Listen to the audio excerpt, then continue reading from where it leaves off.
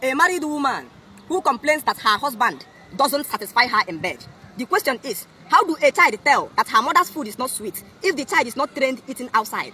How can a child know that her mother's food is not sweet if the child is not trained going outside to eat? The problem we have today in Africa is that young ladies are violated by numerous men before they get married. And so eventually when they get married, they begin to compare what the man brings and what they get outside. They begin to compare the strength and the size of what the man gives to what they receive outside. And now they begin to cry for insatisfaction. Because our ancestors understood that a woman must be arrested before she is exposed. Because exposure destroys women.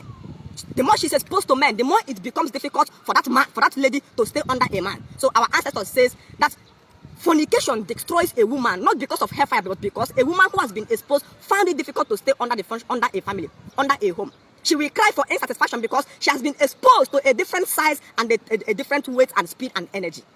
Our ancestors understood this principle and arrested young ladies at age 16, 17. She's already married.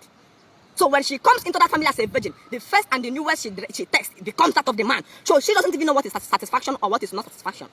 She felt saturated under whatever the man brings. As a virgin she is. Conception can never be difficult in that system. One palm she already produced kids. That is why those days we have 3, 4 wives. They share it according to schedule. If it is 1, 1, 1, 4 market days, it will reach the 4 of them. And all of them are satisfied. Because they all came into the family as a virgin.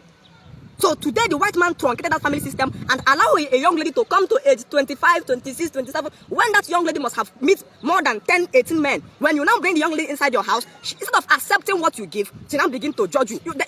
For somebody to compare you means there was a past. They now begin to compare. He doesn't last, he doesn't remember. These things enact from when somebody have truncated the way our family is built. So we call for restructuring. It's time again to arrest the hormones of young ladies when they are still fresh. Pick 18, 19, then you would understand the reason why your ancestors never have issue with conception. 15, 16, 17. So that at that point that their hormones is still coming up, they can give birth as many as you want without any IVF or praying for a child. Thus one time, they are pregnant and they will never cry of insatisfaction. Because a child that does not, when we are growing up, we are told that okay? Nobody says his own mother's food is not sweet because you are not trained to go outside, eating outside anyhow. So whatever your child gives becomes necessary. The moment your woman begins to complain that you are not satisfying her, it means the woman has been overexposed before she comes into your compound. A man doesn't owe you satisfaction. What a man owes you is to give you a child. There is nothing on earth that satisfies a woman. If you like, kill yourself upon her. The best way to satisfy a woman is to make her pregnant. The best way to satisfy a woman is to make the woman pregnant. Simple and short. Because the greatest joy of a woman is her child.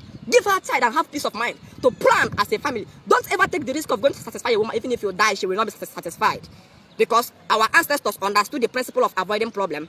The white man came to solve problems. So today, a man is going to watch 10 movies, read 10 books on how to satisfy a woman, and the woman is still crying of insatisfaction because she was